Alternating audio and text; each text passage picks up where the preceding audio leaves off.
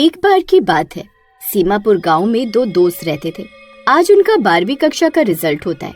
वो दोनों पढ़ाई में कुछ खास नहीं थे, इसलिए रिजल्ट वाले दिन वो दोनों ही घबराए हुए थे। अरे रोहन भाई, क्या लगता है पास तो हो जाएंगे ना? भाई लगता तो है, मैंने तो सारे पेपरों के नंबर घर पर जोड़ रखे हैं। 100 में से 33 ही बन रहे थे। अगर मास्टर ने 1-2 नंबर भी काट दिए तो दिक्कत हो जाएगी। हे भगवान, किसी तरह पास करवा दे, बस मेरे दोस्त रोहन को पास करवा दे। वाह भाई, तू इतना अच्छा कब से हो गया जो मेरे लिए दुआ मांग रहा है? अरे भाई, मैंने सारे पेपर तेरी चीटिंग करके ही तो किए हैं। अगर तू पास हो गया तो मैं भी हो जाऊंगा। फिर मास्टर रिजल्ट अनाउंस करते हैं और वो दोनों पास हो जाते हैं। अरे वाह वाह, पास हो गए मेरे भाई, आज तो मजा ही आ गया। हाँ भाई, शुक्र है भगवान का, स्कूल से जान छूटी। अब रोज सुबह सुबह उठना नहीं पड़ेगा। वो दोनों बहुत खुश होते हैं और अब पूरा दिन गांव में इधर उधर घूमते रहते हैं। फिर एक दिन राहुल सुबह देर तक सोता रहता है। अरे कमबख्त, 12 बज गए, अभी तक सो रहा है। चल उठ, जब से स्कूल खत्म हुए हैं तब से पूरा दिन बस आवारागर्दी करता रहता है। अरे माँ, अभी अभी तो इतनी मेहनत करके मैंने स्कूल पास किया है, अब मुझे थोड़ा आराम करने दो। कमबख्त, तू तो गलती से पास हो गया है, पता नहीं तुझे मास्टर ने पास कैसे कर दिया। फिर माँ की डांट से परेशान होकर वो घर से निकल जाता है और सीधा रोहन के घर पहुँच जाता है। रोहन, रोहन, अरे रोहन भाई कहाँ हो? हाँ, आ गया सुबह सुबह। खुद तो जिंदगी में कुछ करना नहीं चाहता और मेरे बेटे को भी बिगाड़ कर रखा हुआ है। अरे माँ, अब फिर से गुस्सा करने लग गए। देखो रोहन, 12वीं पास किए हुए अब 6 महीने हो गए, आगे क्या करना है तुमने कुछ सोचा भी है? अरे माँ, सोच लूंगा, अभी तो बहुत टाइम है। फिर वो दोनों घर से निकल जाते हैं और गांव में नदी के पास पेड़ के नीचे बैठकर बातें करने लगते हैं। राहुल भाई, स्कूल पास किए हुए अब 6 महीने होने वाले हैं। घर वाले अब बहुत डांटने लगे हैं, अब हमें कुछ करना होगा। हाँ भाई, बात तो सही कह रहे हो तुम। मेरे पास एक प्लान है, क्यों ना हम दोनों आगे की पढ़ाई के लिए दिल्ली चलें।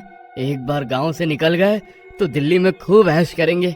वहाँ हम दोनों को कोई रोकने टोकने वाला भी नहीं होगा। पूरा दिन आजादी ही आजादी होगी। मस्त प्लान है भाई, मैं आज ही माँ को दिल्ली जाने के लिए मनाता हूँ। फिर वो दोनों भागते हुए खुशी खुशी अपने घरों की तरफ जाते हैं और अपने माँ बाप को दिल्ली जाने के लिए मना लेते हैं। देखो रोहन, दिल्ली में अच्छे से पढ़ाई करना, अब तुम ही हमारी आखिरी उम्मीद हो। फिर वो दोनों दिल्ली जाने के लिए गांव से बस पकड़ लेते हैं। अब रोज पार्टी करेंगे भाई, अब रोज रोज की चिक चिक खत्म मेरे भाई। फिर रात भर बस में सफर करके वो दोनों दिल्ली पहुंच जाते हैं। फिर वो दोनों बॉयज हॉस्टल में रूम लेने जाते हैं। अब भाई साहब, हम दोनों को एक रूम चाहिए था, मिल जाएगा? हाँ मिल जाएगा, एक रूम का 10,000 लगेगा। अरे भाई साहब, ये तो बहुत महंगा है, थोड़ा कम नहीं हो सकता? भाई एक ही रेट है, बाकी के स्टूडेंट्स को भी इसी रेट में कमरे दिए हैं, चाहो तो उनसे पूछ लो। अरे रोहन भाई, हमारे घर वालों ने 10,000 दिए हैं रूम रेंट के लिए, पूरा इसे दे दिया तो पार्टी के लिए पैसे कहाँ से लाएंगे? चलो कहीं और कमरा ढूंढते हैं। फिर वो दोनों वहाँ से पलट कर जाने लगते हैं, तभी हॉस्टल मालिक उन्हें आवाज लगाता है। अरे रुको रुको, कहाँ जा रहे हो?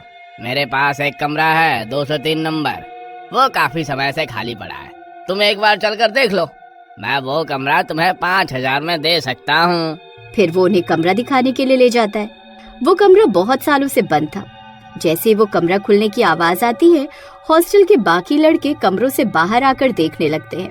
कमरा खुलते ही हवा का झोंका आता है और हर तरफ खौफ का माहौल बन जाता है। कमरा तो ठीक है, बस इसकी सफाई करनी पड़ेगी। बहुत दिनों से बंद था ना, इसलिए धूल मिट्टी जम गई है। अरे वाह वाह, रोहन भाई यही कमरा ले लेते हैं, सीधा सीधा 5,000 रुपए बच जाएंगे। फिर उन पैसों की पार्टी करेंगे, घर वालों को इसका किराया 10,000 ही बताएंगे।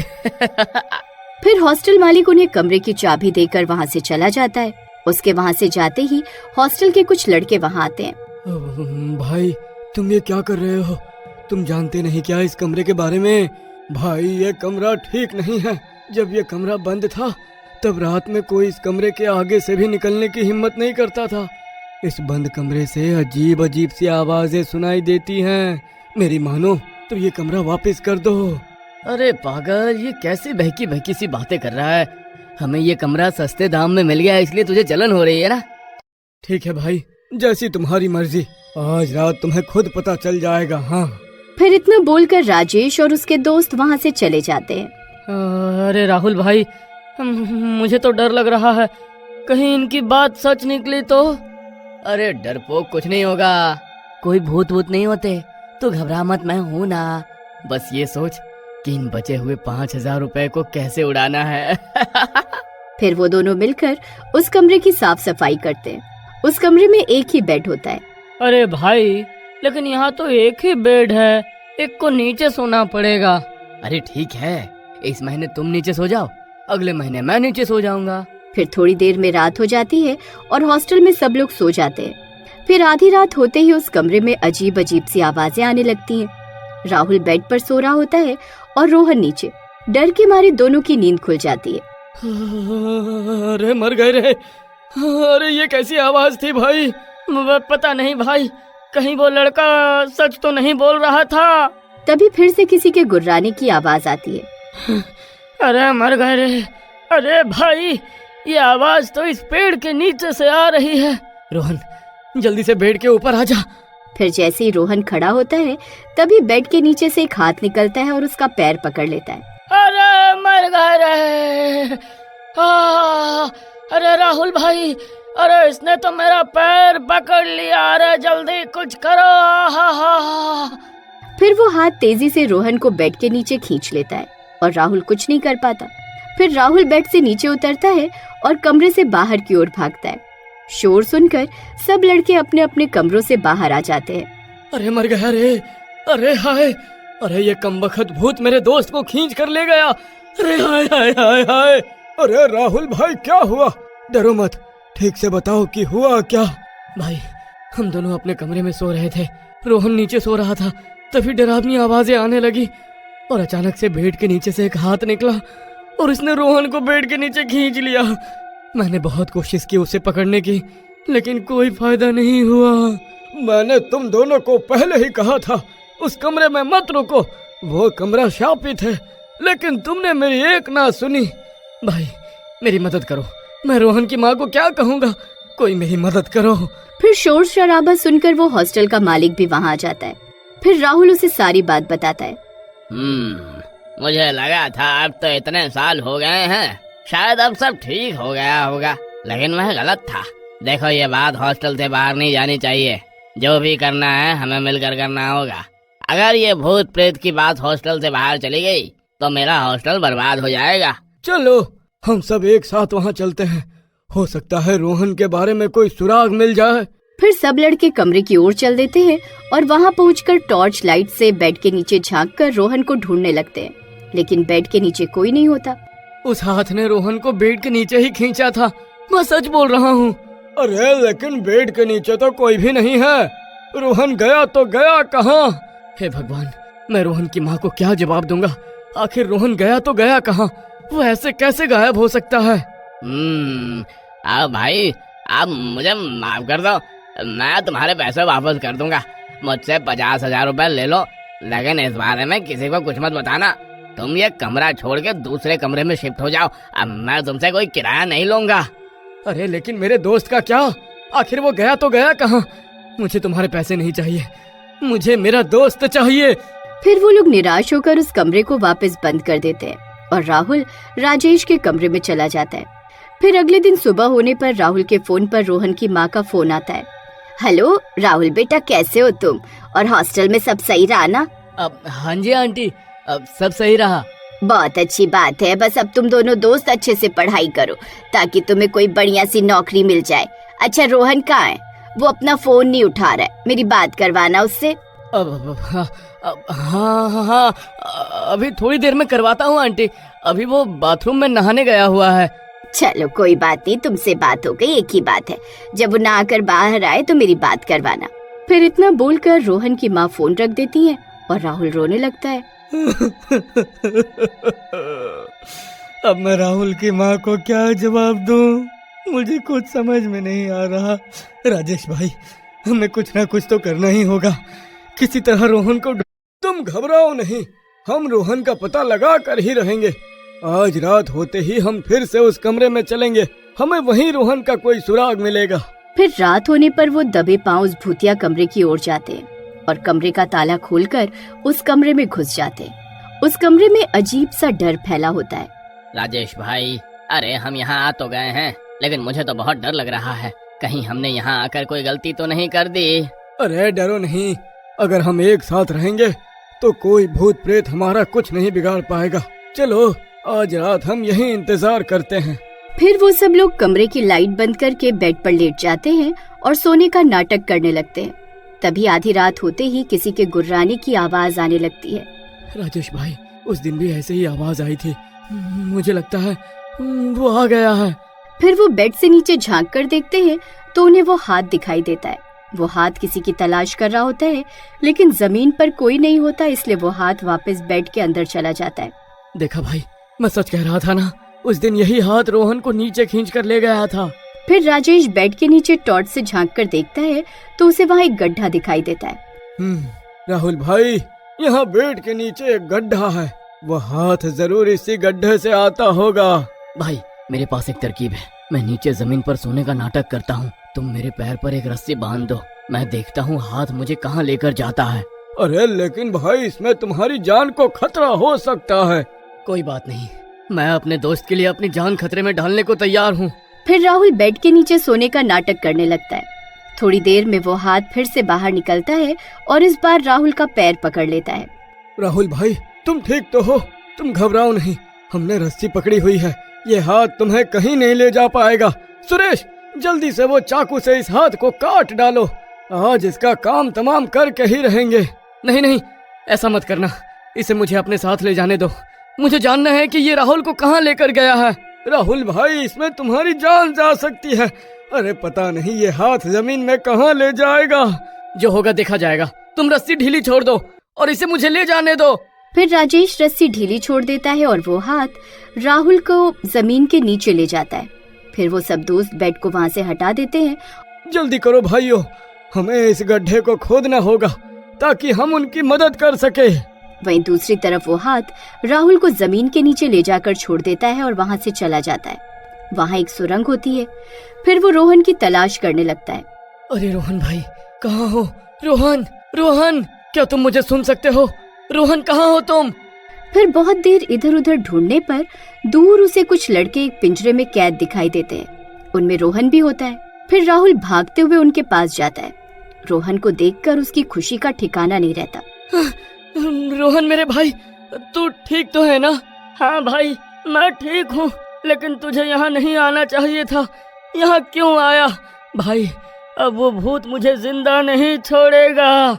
अरे भाई, मैं तुझे ऐसे मरने नहीं दे सकता था। हमने आज तक सारी मुश्किलों का सामना मिलकर किया है, तो फिर आज मैं तुझे अकेला कैसे छोड़ सकता था?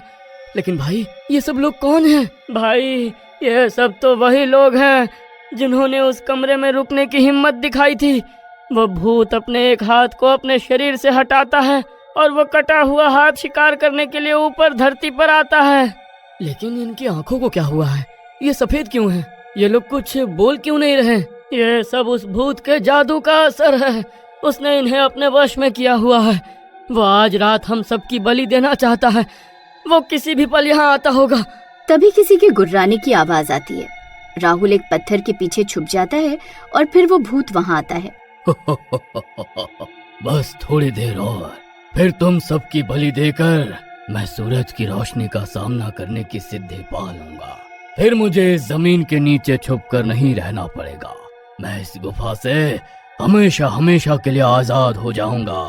फिर पूरी धरती पर मेरा राज होगा। फिर इतना बोलकर वो वहाँ से चला जाता है।